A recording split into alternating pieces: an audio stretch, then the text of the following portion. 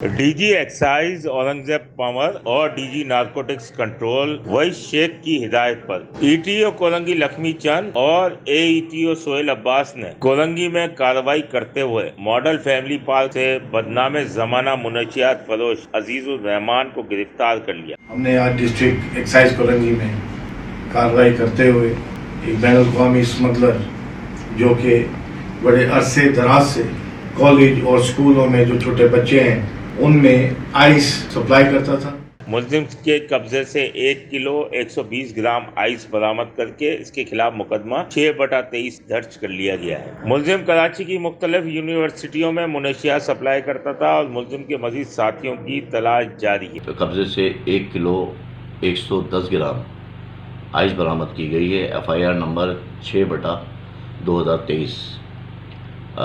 ملزم کے بعض ذرائع سے پتہ چلا ہے کہ ملزم یونیورسٹیاں اور کالجز میں سپلائی دیتا تھا۔